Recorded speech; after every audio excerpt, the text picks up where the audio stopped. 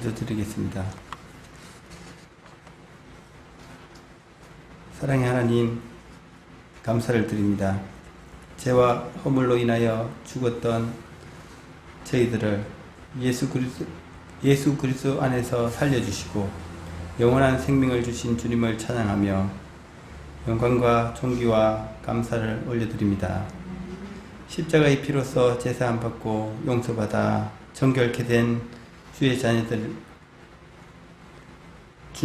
자녀들이 정결한 마음으로 주님을 의지하며 주님 보좌 앞에 나아가오니 저희의 예배를 기쁘게 받아주시고 이 시간 정성을 다하여 영과 진리로 드리는 저희들의 예배가 되게 해 주시옵소서. 하나님, 우리는 흙에서 왔다가 한낱 흙으로 돌아가고 아침에 피어난 들풀도 시들고 꽃은 떨어지는 모습을 보게 됩니다.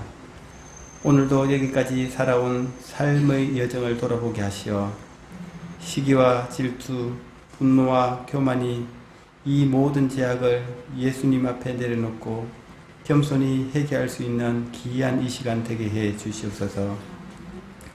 하나님께서 저희를 먼저 택하시고 십자가에 죽기까지 우리를 사랑하심은 우리도 사랑하며 작은 것에 감사하고 기쁨으로 선을 행할 수 있는 은혜의 길로 인도하여 주심을 알게 하여 주시옵소서. 하나님, 이 시간 모퉁이돌 교회를 위해 기도드립니다. 솔로몬 왕에게 주었던 지혜를 주시어서 여기 모인 우리 모두에게 다시 한번 귀한 사명을 감당할 수 있도록 은혜를 다하여 주시며 교회를 위해 주님의 몸된 귀한 옥합을 깨뜨릴 수 있는 성도의 사랑과 헌신을 감당할 수 있는 믿음을 허락하여 주시옵소서. 수고하고 무거운 짐진 자들아 다 내게로 오라. 내가 너희를 편히 쉬게 하리라고 하신 말씀 안에서 우리 모두는 가정과 교회와 세상에서 성령님을 의지하며 복음을 전할 수 있는 능력을 주심으로 하늘의 놀라운 역사가 일어나게 하여 주시옵소서. 하나님, 저희 교회 교육기관을 사랑하여 주시옵소서. 주일학교를 기억하사 순수하고 발랄한 어린 영혼들 되게 하시고 어릴 때부터 주님의 말씀이 심어짐으로 앞으로의 삶 가운데 주님께 쓰임받고 기쁨을 맛볼 수 있는 아이들로 만들어 주시옵소서. 또한 중고등부와 청년부도 동일한 은혜를 부어 주시옵소서. 하나님, 이 코로나 바이러스로 올해 목장 모임을 쉬고 있습니다. 비록 모임은 이루어지지 않고 있지만 하나님께서 각 목장들을 지켜주시고 각자 목장의 일원으로서 기도로 서로 중보하며 다시 모이는 그날까지 서로를 의지하는 사랑의 목장 되게 해 주시옵소서. 은혜가 충만하신 하나님, 성령님을 이 시간 사모합니다. 저희들이 성령 충만함을 받아 날마다 새로운 삶을 체험하게 하고 주님의 뜻을 이루어가게 하여 주시옵소서. 우리에게 주시는 말씀에 늘 순종하게 하시고 성령으로 충만하여 주님의 일을 보다 더 적극적으로 감당할 수 있도록 저희들이 새롭게 변화되게 하여 주시옵소서. 하나님, 이 시간에도 세계 열방 가운데 수고하시는 주의 거룩한 종들을 기억하여 주시옵소서. 선교사님들의 건강을 지켜주시고 성령님께서 동행하심으로 성교의 열정이 식지 않도록 지켜주시고 선교사님 가정과 자녀들에게도 주님께서 눈동자같이 보호하여 주시옵소서. 하나님, 이 시간 몸이 아픈 성도들을 기억하여 주시고 육신의 고통이 덜하게 하여 주시고 건강이 필요한 자에게 치유의 능력을 발하여 주시옵소서. 또한 어려운 경제 상황 가운데 있는 지체들에게 주님의 도움의 손길이 있기를 간절히 소망합니다. 이 시간 주의 거룩한 말씀을 전하실 목사님에게 하늘의 신령한 것으로 채워주시고 주의 종에게 세상을 이길 굳건한 믿음을 허락하여 주시옵소서. 이 시간 이 예배 가운데 간절함이 있게 하여 주시옵소서. 예수님께서 십자가에 돌아가실 때 성소 휘장이 찢어졌듯이 우리의 못된 습관과 죄악이 찢어짐으로 여기 모여 머리 숙인 모든 성도들에게 새 사람으로 거듭나는 은혜의 시간 되게 하여 주시옵소서. 감사드리며 예수님 이름으로 기도드립니다. 오늘 우리의 주의 말씀은 요한복음 8장 12절에 있는 말씀입니다.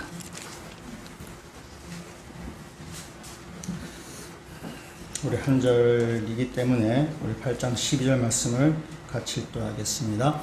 예수께서 또 말씀하여 이르시되 나는 세상의 빛이니 나를 따른 자는 어둠에 다니지 아니하고 생명의 빛을 얻으리라. 아멘. 말씀 하나 암송을 하도록 하겠습니다. 요한복음 8장 11절 말씀. 대답하되 주여 없나이다. 예수께서 이르시되 나도 너를 정죄하지 아니하노니 가서 다시는 죄를 범하지 말라 하시니라. 아멘. 8장 11절 말씀. 아멘. 예. 어제는 무슨 날이었나요? 예, 어제 광복절. 중복, 말복인가요? 어저께? 예, 말복이죠. 벌써 말복이 돼버렸어요. 예. 어제 광복절이었는데요. 8월 15일이 광복절이죠. 광복절은 우리나라가 일본에서 해방되어서 잃어버렸던 그 나라와 그 주권을 되찾은 날을 우리가 기념하는 그런 국경일입니다. 광복절에서 광복이란 뜻은 빛광자 회복할 복자, 빛을 다시 회복한다, 다시 빛을 찾는다라는 뜻이 바로 이 광복입니다. 그래서 30년 동안 또 35년 동안 우리가 일본의 그 식민지 아래, 용어도 이제 바뀌었어요. 일제 강점기 시절 용어도 바뀌었는데 우리가 그런 일제 식민지 아래 있어서 우리 땅도 잃어버렸고 우리 언어도 우리가 쓰지 못하게 되고, 그다음에 우리의 그 아주 아름다운 문화들도 우리가 상실하게 되고, 또 우리 대한민국이라는 정체성도 우리가 잃어버린 그런 가운데서 36년 동안 지나다가 다시 해방이 되었어요. 그래서 그 어둠 가운데 있던, 식민지 어둠 가운데 있던 우리들이 다시 빛을 찾게 된 날이 우리가 8월 10일 광복절로 지키는 절기입니다. 우리는 과연 빛을 찾은 것일까? 한번 어제와 오늘 이 말씀 보면서 한번 생각해 보게 됩니다. 우리는 과연 빛을 찾은 것일까? 정말 광복한 것일까라는 것이죠.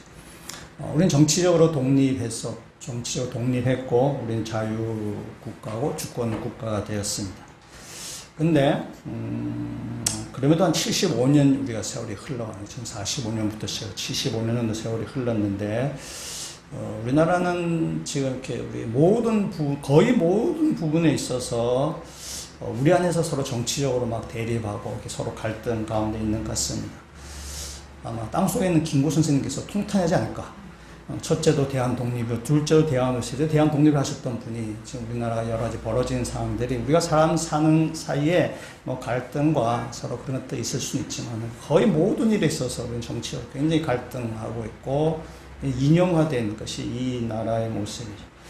그래서 이 세상에 주는 이 빛, 세상에 비는 이 정치적인 빛이나 뭐든지 그 빛이 우리에게는 참된 빛이 될 수 없다는 사실을 우리는 다시 한번 이렇게 보게 됩니다.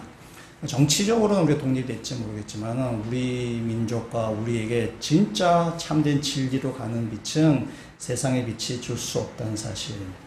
참된 빛은 예수 그리스도밖에 없습니다. 그런 점에 있어서 아직 이 세상은 참된 빛을 비추인 것이 아니라고 말씀드리겠습니다. 그래서 요한복음 1장 5절의 말씀, 빛이 어둠에 비치되 어둠이 깨닫지 못하니라. 예수님이 이 땅에 우리 빛을 비춰 주셨지만은 아직 이 민족과 우리 이 결회가 그 예수 그리스도의 그 빛의 비춤을 받지 못한, 예수를 알지 못하고 영접하지 못해서 이 우리 민족 가운데, 우리의 모든 삶들 가운데 참된 자유와 참된 그 복을 누리지 못하는 좀 그 안타까운 상황이 우리가 처해 있는 그 상황입니다. 우리가 8장 12절에 있는 말씀 우리가 읽었는데, 8장 12절에 있는 말씀은 앞에 7장 52절에서 그대로 이렇게 연결됩니다. 그래서 7장 53절부터 8장 11절까지 이 말씀, 이 가늠한 여인의 사건을 이렇게 싹 떼어 넣어도 7장 52절에서 8장 12절로 아주 자연스럽게 문맥이 연결됩니다. 지금 무슨 말인가 하면은 오늘 우리가 읽었던 이 8장 12절에 있는 말씀은 7장에 나오는 초막절과 관련되었다라는 말씀입니다. 오늘 이 말씀은 초막절과 관련된 말씀입니다. 유대인들이 초막절을 지킬 때에 그때 지키는 의식이 크게 두 가지가 있습니다. 첫 번째 의식은 초막절을 7일 동안 지키게 되는데 7일 동안 매일 그들은 그 예루살렘의 실로암 못에서 물을 떠다가 성전 제단에 그 물을 붓는 의식을 그들이 하게 됩니다. 이 의식의 의미는 뭐 성경에 나오는 그런 너희가 정말 이렇게 해라 라는 성경에 나오는 율법은 아닙니다. 그냥 유대인들이 전통적으로 지키는 절기 의식입니다. 유다 백성들이 그 광야 생활을 하는 동안에 하나님께서 그 반석에서 물을 내게 하셔서 이스라엘 백성이 그 물을 먹고 광야 생활을 지는데 그 하나님이 그들에게 베푸신 은혜, 그에 대해서 감사하는 의식을 가지고 있습니다. 또 하나는 이 이스라엘이 지금 아수르, 바벨론, 페르시아, 로마 이렇게 해서 계속 그 식민지 생활을 하고 있습니다. 그래서 하나님의 영광이 떠나간 이 이스라엘 가운데 다윗의 영광이 다시 일어나기를 그들이 간절히 바라는 가운데 그 물을 붓는 의식을 하게 되는 것입니다. 두 번째 이 초막절 때 지키는 의식 하나는 불을 밝히는 의식인데 성전에 보면 여인의 뜰이 있습니다. 여인의 뜰에는 이방인은 들어오지 못하고 유대인은 다 들어오는 그 여인의 뜰에 네 귀퉁이에 그 촛대가 이렇게 세워져 있습니다. 네, 촛대가 세워져 있는데 초막절을 7일 동안 다 지킨 다음에 8일째 되는 날은 성일로 지키게 됩니다.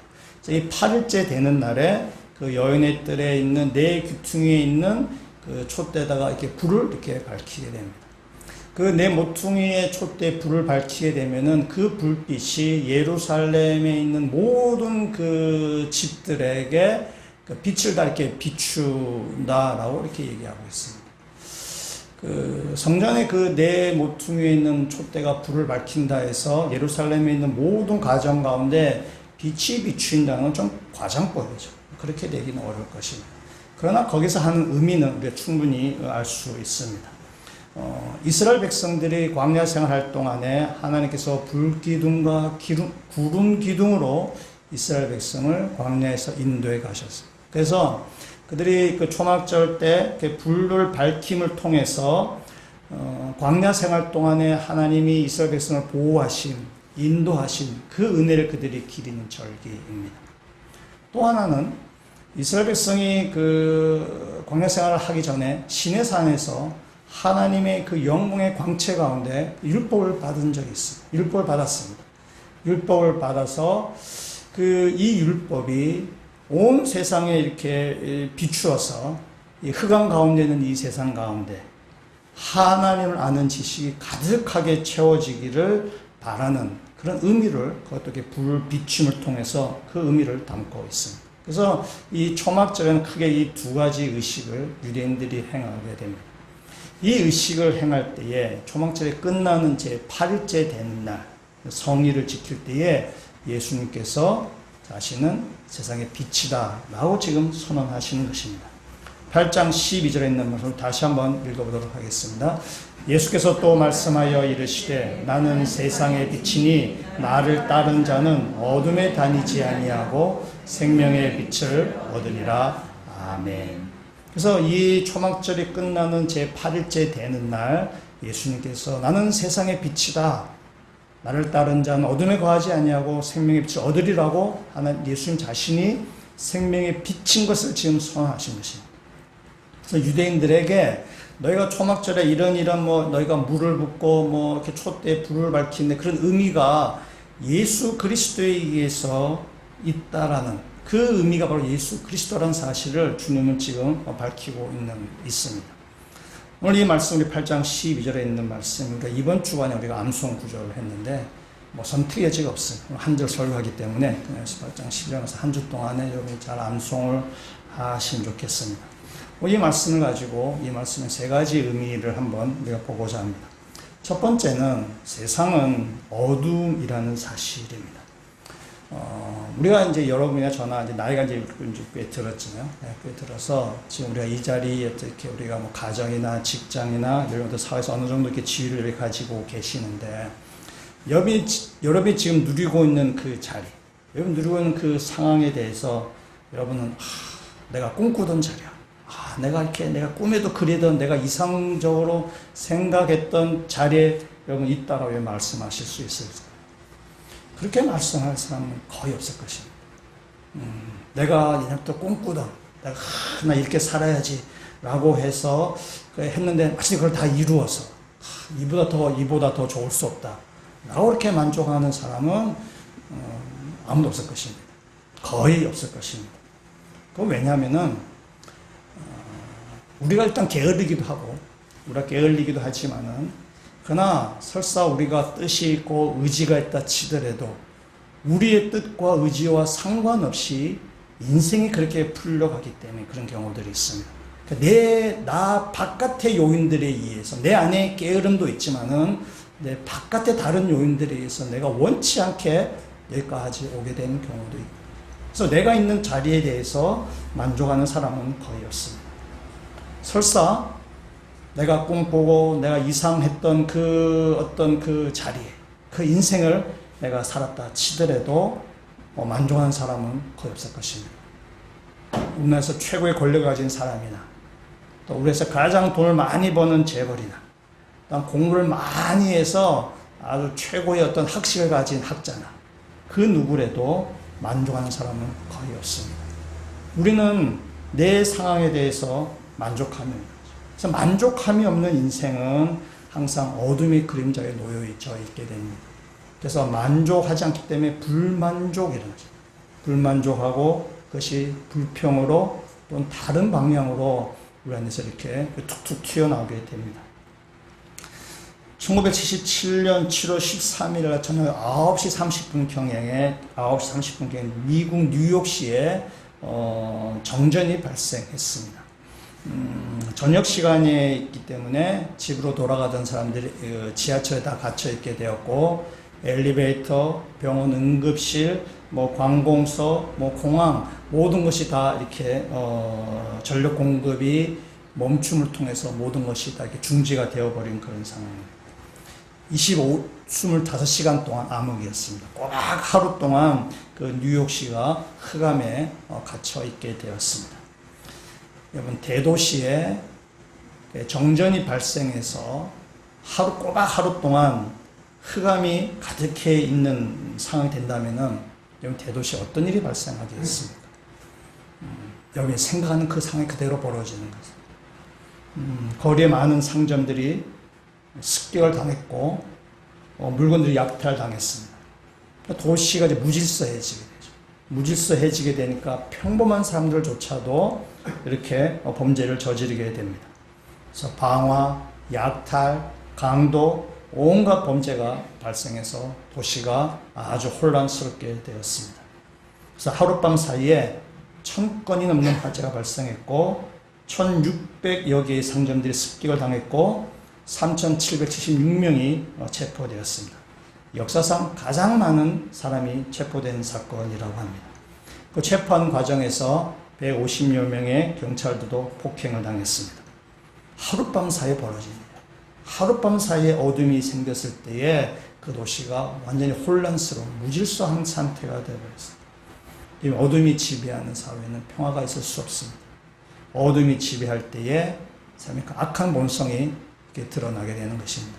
이게 하루 동안인데 이것이 몇 날 며칠 됐다 그러면은 아마 도시가 완전히 마비되었을 것이라는 그런 생각이 들게 되기도 합니다. 우리 인간에게 이 어둠이라는 측면이 있는 것이죠. 어둠의 측면이 있어서 그것이 상황이 이렇게 어떤 여건이 되면 우리 악한 본성들이 드러나게 됩니다. 우리 인생 자체가 불만족하기 때문에 그것이 어둠을 맞이할 때에 그래서 우리의 악한 본성이 튀어나오게 되는 것이죠. 인간이 가진 진짜 어둠은 그건 바로 죽음입니다. 우리들은 언젠가는 다 종말을 맞이하게 됩니다. 우주적인 종말이든 개인적인 종말이든 인생은 다 마지막 종말을 맞이하게 됩니다.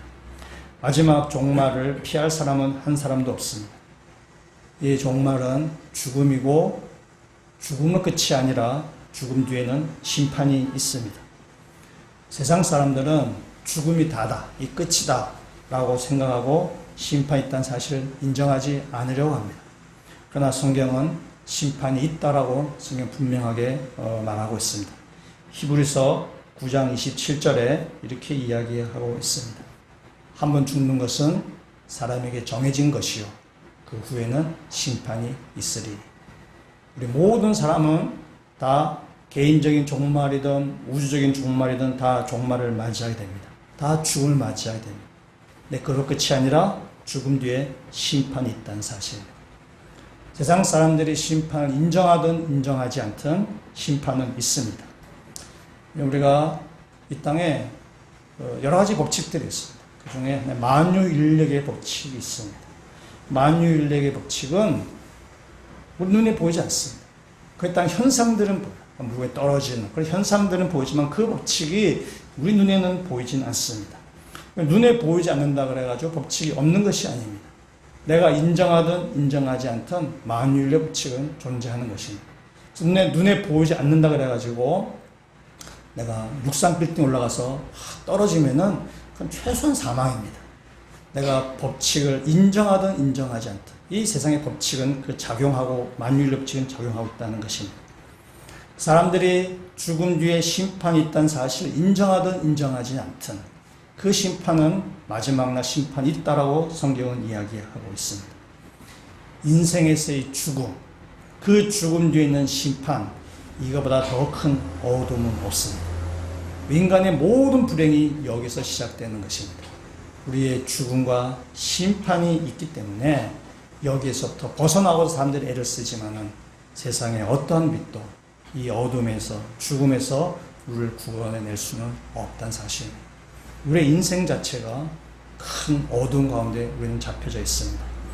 여기서 우리가 두 번째 하나의 교훈을 우리가 볼 수 있습니다. 두 번째 교훈은 바로 예수 그리스도만이 세상의 빛이 된다는 사실입니다. 예수 그리스도가 우리한테 참된 빛이, 우리를 영원한 생명의 빛으로 인도합니다. 오늘 우리가 8장 12절에 있는 말씀을 읽었는데 이 8장 12절에 있는 말씀 앞에 가늠한 현장에서 잡혀온 여인에 대한 사건이 나옵니다. 예수님께 여인을 잡아왔고 사람들이 예수를 함정에 빠뜨렸습니다. 예수님께서 하시는 말씀, 너희 중에 죄 없는 자가 없는 돌로 치라, 이렇게 말씀하셨습니다. 예수님의 그 말씀을 듣고 사람들이 양심의 가책을 받아서 어른으로부터 시작해서 한 사람씩 그 자리를 떠나가기 시작했습니다. 다 떠나가고 예수님만 그 앞에 홀로 남으셨습니다. 예수님이 여인에게 말씀합니다. 나도 너를 정죄하지 않겠다. 가서 다시는 죄를 범하지 말라 라고 말씀하십니다. 예수님은 여인에게 죄에서 자유함을 주셨고 새로운 삶으로 새로운 인생을 살라라고 예수님은 그 여인을 초청합니다. 이 여인이 잡혀온 시간은 밤중입니다. 밤중에 이 여인이 현장에서 그 사람들에게 잡혔습니다. 그래서 이 밤에 여인이 잡혔는데 이 여인의 인생을 가만 우리가 한번 생각해 보면은 성경 정확하게 여인이 어떤 사람이 나와 있지 않지만 우리가 한번 생각해 보면은 이 여인이 사람들이 그 현장을 급습했기 때문에 이 여인은 매매춘 여성이거나 아니면 또 사람들이 알고 있는 어떤 불륜의 여성일 수 있습니다. 어떤 것이든지 간에 매춘이든지 불륜이든지 간에 이 여인의 인생이 지금 꼬여버린 것입니다. 이 여인은 인생이 꼬여있는 상태에서 그 죄로 인해서 아마 괴로운 나날들을 아마 보내고 있었을 것입니다. 그러니까 여인의 인생 자체가 사실 암흑과 같은 어두운 가운데 있는 그 여인의 인생입니다. 이 여인이 사람들에게 붙잡혀서 이렇게 예수님을 질질 끌려서 왔습니다. 이제 사람들에게 돌팔매질을 당해서 죽을 수밖에 없는 굉장히 공포스러운 그러한 시간입니다. 인생의 마지막의 어두운 가운데 이 여인이 지금 놓여져 있습니다. 마지막 죽음이 지금 그를 기다리고 있어요. 죽음의 그 음습한 그림자가 그 여인에게 다가오고 있는 굉장히 공포스러운 그런 상황입니다. 그때 예수님께서 이 여인에게 죄를 나도 너를 정죄하지 않겠다라고 하시면서 이 여인의 죄를 용서하십니다. 이 여인이 죄에서 자유함을 얻은 시간은 아침입니다.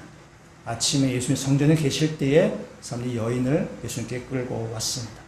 그러니까 어두운 밤 같은 인생에 있는 이 여인에게, 죽음이란 그 어둠이 음습해오는 그 여인에게 예수님이 그에게 죄에서 자유함을 선함을 통해서 이 여인에게 지금 빛이 비추어진 것입니다.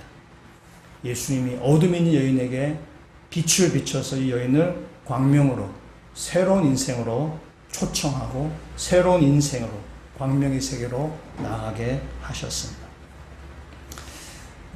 예수님이 대체 뭐길래 이 여인의 죄를 용서한다고 말할 수 있나? 예수님 대체 뭐길래? 말로 내가 너를 정죄하지 않는다 그래서 죄가 용서받는 것인가? 예수님이 대체 뭐길래? 말로 하면 다 용서를 받나? 라고 우리가 한번 물어볼 수 있습니다. 예수님께서 이 여인의 죄를 용서해 줄 수 있는 이유는 이 여인이 돌을 맞아서 죽는 그 자리에 예수님께서 대신 맞으셨기 때문에 그렇습니다. 이 여인이 자신의 죄로 인해서 돌에 맞아 죽을 수밖에 없는 그 상황인데 예수님께서 대신 십자가를 지신 것입니다. 예수님이 이 여인의 죄를 대신하신 것입니다. 여인의 죄를 대신하셨기 때문에 예수님은 이 여인에게 나도 너를 정죄하지 않는다라고 말할 수 있는 자격이 주어졌다는 것입니다. 그냥 말로만 해서 되는 것이 아니라 여인이 받을 죄값을 예수님이 대신 지시고 내가 너를 정죄하지 않기 때문에 너도 이제 가서 다시 죄를 범하지 말라라고 말씀하는 거죠. 이 여인 누구인가? 바로 저와 여러분입니다. 우리의 죄가 다 있는데 우리는 다 영원한 심판을 받을 사람들인데 예수 그리스도께서 우리의 죄를 대신 짊어지고 십자가에 돌아가심을 통해서 우리의 죄를 용서하시고 그래서 우리를 죄에서 우리 가운데 구원해 내셔서 우리를 죄란 그 어두운 가운데서 우리를 구원해 내셔서 우리를 빛 가운데 거하게 하시는 것입니다. 그래서 우리에게 영원한 심판에서 우리에게 자유를 주신 것입니다. 아까 우리가 히브리서 9장 27절에 있는 말씀을 봤는데 한 번 죽는 것은 사람에게 정해진 것이요 그 후엔 심판이 있으리니 그리고 그 다음 9장 28절에 있는 말씀을 한번 같이 한번 읽어보도록 하겠습니다. 이와 같이 그리스도도 많은 사람의 죄를 인정시키시고 단번에 들이신 바 되셨고 구원에 이르게 하기 위하여 죄와 상관없이 자기를 바라는 자들에게 두 번째 나타나시리라. 아멘. 앞에서 우리는 다 심판이 있을 것이라고 얘기했어요. 27절에서. 28절에 이와 같이 그리스도도 많은 사람의 죄를 담당하시려고 단번에 들이신 바 되셨고 우리의 죄값을 예수님께서 십자가에서 담당하셨고 그리고 나서 구원에 이르게 하기 위하여 죄와 상관없이 자기를 바라는 자들에게 두 번째 나타나시리라. 주님이 다시 나타나실 때에 주님이 다시 땅에 오실 때에 우리는 예수 그리스도의 빛에 비추어 받은 사람은 심판받지 아니하며 영원한 구원에 이르게 된다는 사실입니다. 한 번 죽는 것은 누구도 피할 수 없습니다. 세상 누구나 다 한 번은 다 죽게 되어 있습니다. 우리는 다 종말을 맞이하게 됩니다. 그러나 두 번째 죽음은 피할 수 있습니다. 생명의 빛이신 예수 그리스도를 만난 사람에게는 이 두 번째 죽음에서 우리는 피할 수 있는 것입니다. 때문에 죽음의 어둠이 인생의 가장 큰 어둠인 이 사망의 권세가 우리를 사로잡지 못한다는 사실입니다. 예수 그리스도의 빛에 비추어 받은 사람, 예수를 영접한 사람, 그 사람에게는 영원한 사망에서부터 우리가 구원받게 되고 사망의 권세가 돼서 우리를 지배하지 않게 되는 것입니다. 예수 그리스도의 빛을 아직 비추임받지 못한 사람들, 그 예수의 빛 가운데 거하시는 은혜가 오늘 이 시간 여러분이 있기를 주의 이름으로 축원합니다. 예수님께서 베들레헴에 태어나셨을 때에 동방에 있는 점성가들이 그 왕이 태어났다는 사실을 그들이 알게 되었습니다. 어떻게 알게 됩니까? 그 별빛을 보고 그들이 알게 되었습니다. 그래서 별빛을 보고 왕이 태어났다는 사실을 알고 그들이 이제 이 이스라엘로 그들이 오게 됩니다. 그러니까 별빛을 보고 동방에서부터 이 이스라엘 땅까지 이렇게 오게 됩니다. 여러분 당시의 여행길이 얼마나 험한 길이었겠습니까? 맹수들, 그다음에 강도들, 뭐 여러 가지 엄청난 험한 길이었을 것입니다. 근데 그들이 그 험한 길을 이렇게 올 수 있었던 것은 그 별빛이 그들을 인도했기 때문에 그렇습니다. 이제 그들이 예루살렘에 도착했습니다. 동방 박사들이 길을 잃어버렸습니다. 빛이 사라졌기 때문이 아닙니다. 별빛이 사라졌기 때문이 아니에요. 하나님께서 이 동방 박사들을 좀 장난치신다고 별빛을 잠시 사라지게 한 것도 아닙니다. 이 별빛이 동방에서 쭉 인도에 와서 예루살렘을 거쳤다가 베들레헴으로 가는, 예수도 그렇게 하나님도 그렇게 하지 않으셨을 것이에요. 처음부터 이 별빛은 동방에서부터 베들레헴을 향하고 있었을 것입니다. 근데 그들이 왜 예루살렘으로 갔느냐? 동방박사들은, 동방의 점성가는 이렇게 생각했어요. 왕이 태어난다고 하니까 아마 왕궁에 있겠지라고 그들은 생각했습니다. 그래서 그들의 생각을 가지고 이제 헤롯 왕궁으로 그들이 간 것입니다. 헤롯 왕궁으로 갔을 때에 왕궁에 왕이 있을 거라고 생각했었지만은, 그러나 그 왕궁에는 왕이 없었습니다. 그러니까 별빛을 보고 따라올 때는 잘 찾아왔었지만은, 그러나 그들의 지식을 따라갈 때는 그냥 그를 잃어버린 것입니다. 헤롯 왕궁에 들어갔을 때 왕이 없었습니다. 이 동방 박사들이 얼마나 허탈했겠어요. 멀리서 동방에서부터 이렇게 막 먼 길을 왔는데 없는 거예요, 지금 왕이. 다시 돌아가긴 너무나 멀고, 그렇다고 멈추기도 그만둘 수도 없고, 굉장히 어둠 속에서 그들이 아마 헤매는 그런 심정이었을 것입니다. 우리가 우리의 지식과 우리의 수준으로는 우리는 참된 진리를 찾을 수 있는 그런 사람들이 아닙니다. 참된 빛이 우리한테 비출 때만 우리는 그 진리의 길을 우리는 걸어갈 수 있습니다. 예수님이 생명의 빛이 되십니다. 우리를 바른 길로 인도하는 길은 바로 예수 그리스도밖에 없습니다. 예수 그리스도의 빛을 비추임 받을 때만 우리가 참된 진리의 길을 걸어갈 수 있게 되는 것입니다. 이 동방 박사들이 헤롯 왕궁에서 이렇게 나옵니다. 나올 때 그들이 별빛을 그들이 다시 보게 되었습니다. 성경은 이 부분을 이렇게 이야기하고 있어요. 마태복음 2장 10절 말씀 보시면 이래요. 그들이 별을 보고 매우 크게 기뻐하고 기뻐했더라. 매우 크게 기뻐하고 기뻐했더라. 엄청 기쁨이 그들 가운데 생긴 것입니다. 지금 어둠에서 헤매다가 이 헤롯 왕궁에 왔는데 왕이 없는 거야. 이 왔던 길을 다시 갈 수도 없고, 이 진짜 아주 이 어둠에 헤매고 있는 그 가운데 헤롯 궁을 나왔을 때 별빛을 봤을 때 그들이 얼마나 기뻐했겠어요. 정말 기뻤어요. 성경에서는 매우 크게 기뻐했더라 이렇게 지금 이야기하는 것입니다. 우리들이 주님을 만났을 때 우리한테 이런 기쁨이 우리한테 있었어요. 예수 그리스도를 빛이 비추임 받았을 때 우리 가운데는 세상에서 줄 수 없는 그런 기쁨이 우리 가운데 있었습니다. 세상에서 맛볼 수 없는 참된 평안과 기쁨이 우리 가운데 있었습니다. 때문에 이런 기쁨을 모르고 신앙생활하는 것만큼 불쌍한 사람도 없습니다. 우리의 신앙생활은 의무나 책임감, 그러한 아주 무거운 심정으로 신앙생활하는 것이 아니에요. 우리의 신앙생활이라는 것은 기쁨, 소망, 이런 즐거움을 가지고 신앙생활하는 것입니다. 여러분 신앙생활에 기쁨을 잃어버렸다면, 다시 주님을 만났던, 주님의 그 빛을 비추받았던 그 기쁨을 다시 회복하셔서 우리의 상황과 여건이 어떠하든지 간에 기쁨 가운데 신앙생활 하시길 주님을 축원합니다. 특히 코로나19에 우리를 여러 가지 근심이 많고 여러 가지 걱정도 많고 뭐 여러 가지 많던 뭐야. 그러나 이런 세상의 근심들이 예수의 빛을 비추었던 그 즐거움과 기쁨으로 능히 이겨나가실 수 있는 이 어수선한 세상 가운데 참된 기쁨으로 신앙생활 하시는 주의 백성 되시기를 주의 이름으로 축원합니다. 8장 10절 말씀을 다시 한번 읽어보도록 하겠습니다.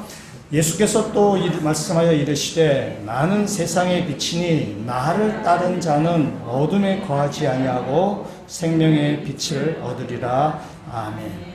세 번째 이 말씀을 통해서 주신 교훈은 예수님을 따르는 자에게 생명의 빛을 얻게 된다는 것입니다. 여기 따르다라는 말은 함께 길을 걷는다, 함께 동행한다 라는 그런 의미입니다. 그러니까 그리스도인은 누군가? 주님과 함께 주님이 가신 그 길을 걸어가는 사람입니다. 교회는 뭔가? 교회는 주님과 함께 그 길을 걸어가는 사람들이 모여있는 공동체, 모여있는 무리를 우리는 교회라고 이야기합니다.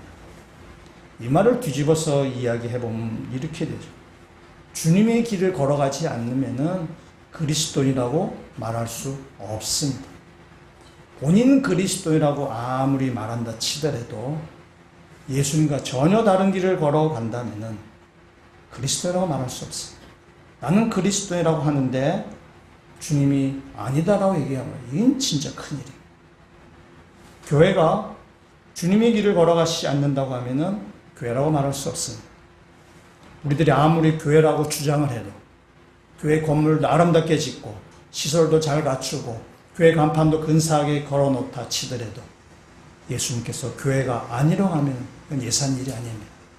우리가 내가 아무리 그리스도이다, 내가 아무리 교회라 얘기해도 주님이 가신 그 길을 걸어가지 않는다 하면은 그건 그리스도라고 말할 수 없고 그건 교회라고 말할 수 없습니다. 예수님이 가신 그 길을 걸어가는 사람이 그리스도인이고 그런 그리스도인이 모여있는 것이 바로 교회입니다. 그렇기 때문에 우리가 그리스도인으로 인정을 받으려면 우리가 교회가 교회라고 인정을 받으려면 예수님이 가신 그 길을 따라가야 돼요. 주님과 함께 그 길을 걸어가야 돼요. 그럼 예수님이 가신 그 길을 따라가기 위해서 우리가 먼저 해야 될 일이 뭐냐면은 주님이 가신 그 길을 우리가 알아야 되는 거예요. 주님이 가신 그 길을 알아야만 우리도 그 길을 따라가게 되는 거죠. 그러니까 먼저 알아야만 내가 그 길을 따라갈 건지 말 건지를 또 판단해야 돼요. 먼저 아는 것이 먼저 우선시 돼야 되는 거죠. 예수님께서는 우리에게 무슨 산신령 할아버지처럼 뿅하고 나타나서 뭐 이렇게 해 라고 이렇게 말씀하신 분이 아니세요. 그렇게 우리 가운데 빛을 비추신 분이 아니세요. 우리에게 말씀을 주셨어요. 예수님. 우리에게 이 성경 말씀을 우리에게 주신 것이에요. 그래서 이 말씀을 읽고 묵상하고 기도하면서 주님이 가신 길을 우리가 배우는 것이고 또 주님이 가신 그 길을 우리가 따라가도록 또 우리가 힘을 얻는 것이 바로 이 성경 말씀에서 우리가 얻게 되는 것입니다. 시편 119편 105절에 있는 말씀에 우리 잘 아시는 말씀 이렇게 얘기하죠. 주의 말씀은 내 발의 등이요 내 길의 빛이니이다. 주님의 말씀이 내 가는 인생길 가운데 빛이 되고 등불이 된다는 거죠. 이 등불이 없으면 우리는 넘어지기가 쉽습니다. 앞에 그냥 이 걸림돌에 자빠지거나 혹시 낭떠러지에 떨어질 수도 있게 되는 거죠. 그래서 내 걸음을 한 걸음 한 걸음 비추는 것은 바로 우리 주님의 말씀이라는 사실.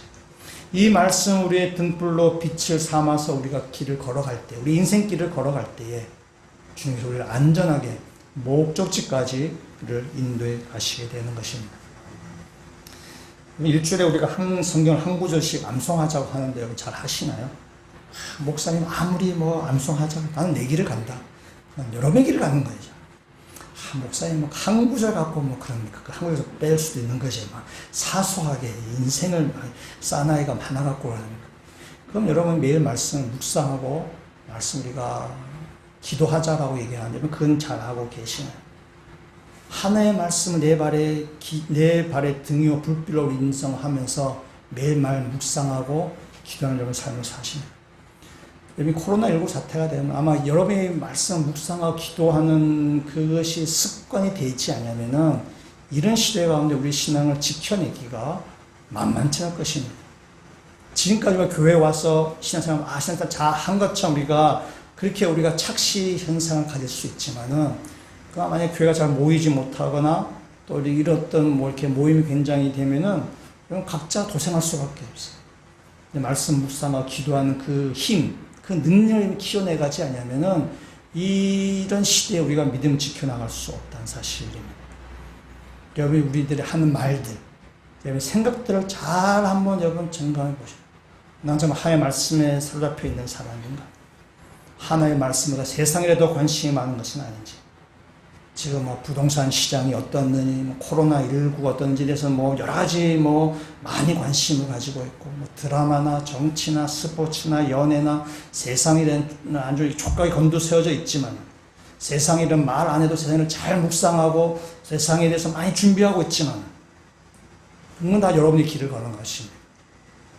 성경 말씀을 통해서 주님을 우리가 더 알아가고, 주님이 가신 그 길을 걸어가도록 우리가 결단하고, 주님이 가신 그 길을 걸어도 용기를 얻을 수 있는 이 말씀을 통해서 우리가 참된 그리스도인으로 살아가고 있는가? 다시 한번 점검을 하시면 좋겠어요. 나는 그리스도인인가? 나는 내 혼자만 그리스도인을 생각하고 있는가? 혹시 겉모양만 그리스도인이 아닌가? 라고 한번 뒤돌아보시면 좋겠습니다.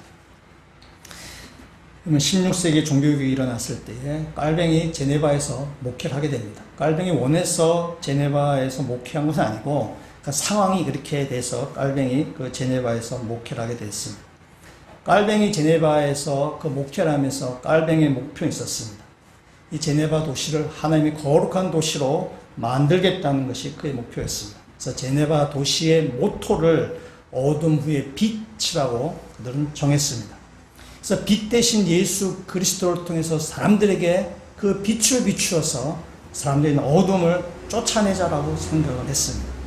그래서 이 깔뱅이와 그의 동력자들은 이 빛 대신 예수 그리스도를 사람들에게 잘 비추기 위해서, 그러니까 어둠을 몰아내기 위해서 그들이 애쓰는 것은 뭐냐면은 하나님의 말씀을 부지런히 가르치고 그 제네바 도시의 교회 성도들, 제네바 도시의 사람들을 말씀으로 잘 양육하는 것이었습니다. 그래서 1541년 제네바시의 규정에 따르면 설교자는 일주일에 6번 설교하게 되어 있습니다. 그러니까 사람들은 적어도 교회에 와서 6번 설교를 듣도록 했습니다. 하나님의 말씀으로 빛을 비추어서 그 안에 어둠을 몰아내고자 하는 것입니다. 16세기는 중세가 끝나고 이제 근대로 넘어오는 그 시대입니다. 그때 일어났던 운동 중에 하나가 계몽주의입니다. 계몽주의를 영어로 enlightenment, 빛을 비추다는 것입니다.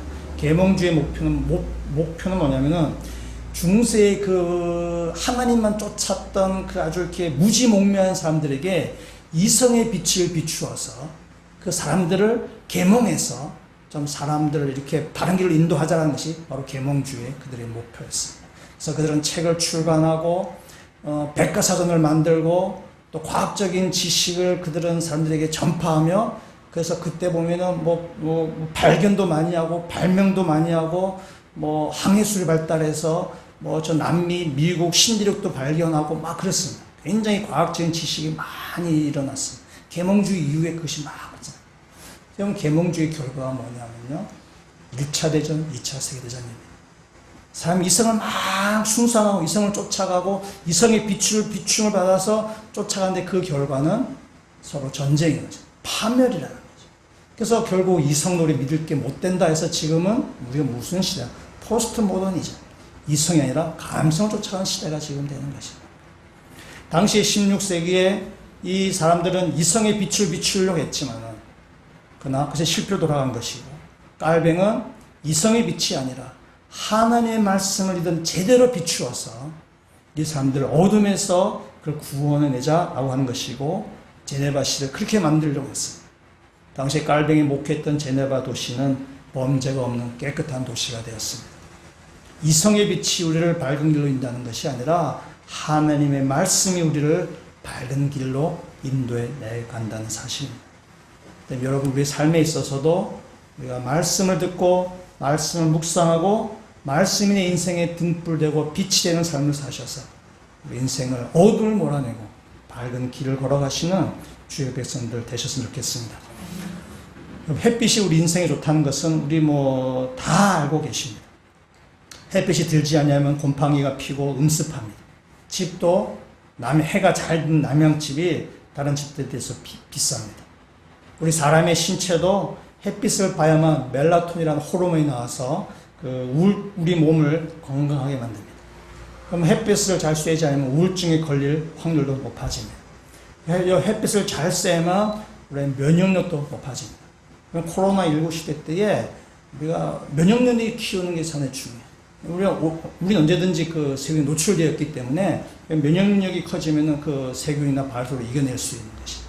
그 중에 하나가 햇볕을 잘 쐬야 되는 것입니다. 햇볕은 우리 몸과 이게 정신의 건강을 위해서 굉장히 유익한 것입니다. 영적인 원리도 동일합니다. 세상에 빛이신 예수 그리스도, 생명의 빛이신 예수 그리스도를 만나야 우리가 건강해지게 되는 것입니다. 우리의 병든 내면이 치유되고 우리의 마음에 평화가 찾아오게 됩니다. 이 어수선한 세상 가운데 샬롬을 누리게 되는 것입니다. 예수 그리스도의 빛이 우리 가운데 비출 때에 우리가 참된, 세상에 줄 수 없는 참된 샬롬을 누리게 되는 것입니다. 우리가 세상에서도 그 일조권이 있습니다. 일조권이 이게 침해가 되면 건물을 건축허가 나지 않습니다. 햇빛을 봐야만 된다. 우리 영적인 일조권도 우리가 가져야 되는 거죠. 우리가 예수 그리스도를 우리가 향해 있어야죠. 그 빛을 우리가 받아야만 우리 인생이라는 건물도 우리가 잘 세워져 가게 되는 것입니다. 예수 그리스도의 제자는 예수 그리스도의 말씀을 우리가 읽고 배우고 예수 그리스도에 가셨던 그 길을 걸어가는 사람입니다. 예수 그리스도의 길을 걸어갈 때에 우리가 생명을 얻게 됩니다. 미국 필라델피아에 엘리자베스 에드문드 히윗이라는 여성이 있었습니다. 이분 학교 선생님이셨는데 1887년에 겨울에 학교에서 근무할 때였습니다. 그 학교에 좀 성질이 좀 삐뚤어진 문제아가 한 명 있었는데 이 히윗 여사가 그리스도의 사랑을 가지고 그 아이를 좀 바로 잡으려는 마음으로 조용히 타일렀습니다. 그러자 그 소년이 느닷없이 지금 스레트를 가지고 이 히윗 여사의 등을 사정없이 때렸습니다. 좀 제가 글을 보면서 좀 믿기는 힘들지만 뭐 그랬다고 합니다. 어떻든 이 히윗 여사가 그래서 그 자리에서 쓰러졌고 이 등에 등뼈에 큰 상처를 입었습니다. 상반신에 석고붕대를 하고 1888년 봄까지 그러니까 겨울을 지나서 봄까지 6개월 동안 이 병상에 누워있게 되었습니다. 지금 같으면야 뭐 스마트폰도 있고 뭐 텔레비전도 있고 막 6개월 그냥 지나갈 수 있지만은 이때 당시에 뭐 19세기 말쯤에 뭐 그런 것이 재미있었겠어요. 그러니까 겨울을 지난 6개월 동안 참 길고 지루한 이 병상 생활을 그가 하게 되었습니다. 이제 봄이 왔고 그래서 봄에 바깥 창문에는 이렇게 햇빛이 따뜻하게 비추는 걸 보게 됩니다. 그래서 밖으로 나가고 싶다라는 생각이 그가 들었어요. 그래서 의사에 끈질기게 좀 요청을 했어요. 그다음에 의사가 저 안에 잠깐 바람 쐬고 하라고 허락을 해줘서 잠시 산책을 나갔습니다. 나갔다 그 봄날의 따뜻한 그 정원에서 그 따스한 태양을 바라보면서 이 희은 여사가 감동을 받았습니다. 태양 아래에서 만물이 소생하는 것처럼 자신이 겨울 동안 이 병상에서 길고 지루한 시간 누워 있었지만은 그러나 그 빛이 자기에게도 비추인다는 소망과 기쁨이 그 가운데 일어났습니다. 그래서 그가 시를 지었습니다. 그 감동으로 지은 시가 찬송가 428장입니다. 우리 428장을 우리 한번 다 같이 한번 찾아보시면 좋겠습니다. 428장의 가사가 이렇게 되죠. 내 영혼의 햇빛 비치니 주 영광 찬란해. 이 세상 어떤 빛보다 이 빛 더 빛나네. 주의 영광 빛남 그 빛이 내게 비춰 주시옵소서. 그 밝은 얼굴 배울 때 나의 영혼 기쁘다 라고 되어 있어요. 여러분 찬송가 가운데 그 맨 밑에 왼쪽에 보시면은 영어가 이렇게 쭉 적혀져 있습니다. 이 정도쯤은 적혀져 있는 게 좋은 찬송가입니다. 없으면은 별로 안 좋은 거예요. 이 왼쪽에 맨 밑에 왼쪽에 있는 것은 뭐냐면 이 첫 소절입니다. 이 찬송가의 첫 소절이고 이것이 이 찬송가의 제목이기도 합니다. 첫 소절 이렇게 되어 있죠. 영어로서는 죄송하지만은 There's sunshine in my soul today.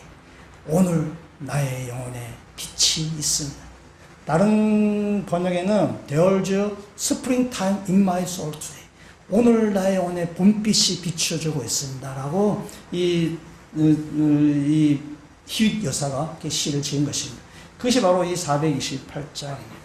오늘 이 시간을 통해서 오늘도 여러분 가운데 여러분의 그 예수 그리스도의 빛이 여러분의 마음 가운데 여러분 영혼 가운데 비추어서 세상에서 줄 수 없는 샬롬과 평안과 기쁨을 누리셔서 우리에 있는 모든 어둠을 몰아내고 여러분 가운데 생명이 솟아나는 그렇게 우리 신앙생활 감당하실 수 있는 믿음의 성도가 되셨으면 좋겠습니다.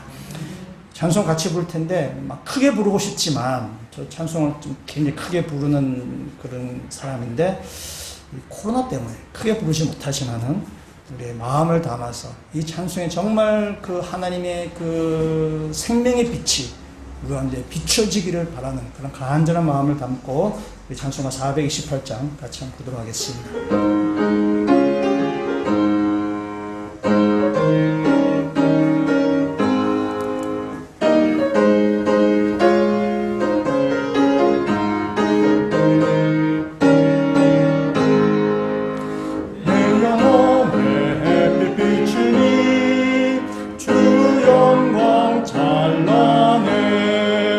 이 세상 어떤 빛보다 이 빛 더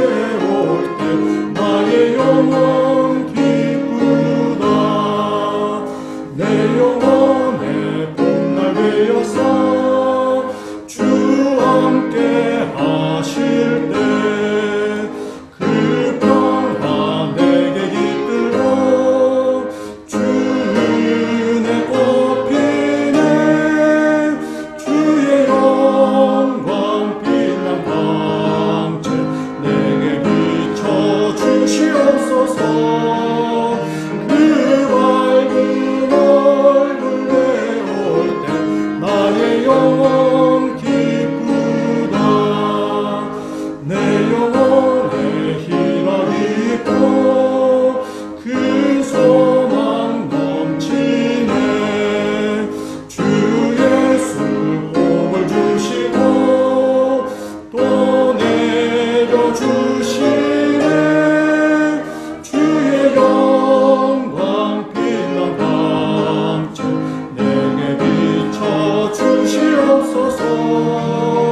그 밝은 얼굴 내올 때 나의 영광 기쁘다.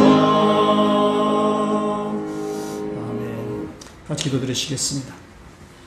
하나님, 어둠에 있던 저희들에게 생명의 빛을 비추어주셔서 감사합니다. 하나님, 그러나 저희가 어둠에 익숙해 있던 자들인지라 여전히 빛의 비추임을 거절하는 속성들이 우리 안에 있음을 이 시간 고백합니다. 주님, 생명의 빛을 우리의 등불로 삼아서 주님이 가신 길을 걸어가게 하여 주시옵소서. 그 길이 마침내 우리를 영원한 생명에 이르는 길임을 알고 주님을 따른 제자로 살게 하여 주시옵소서.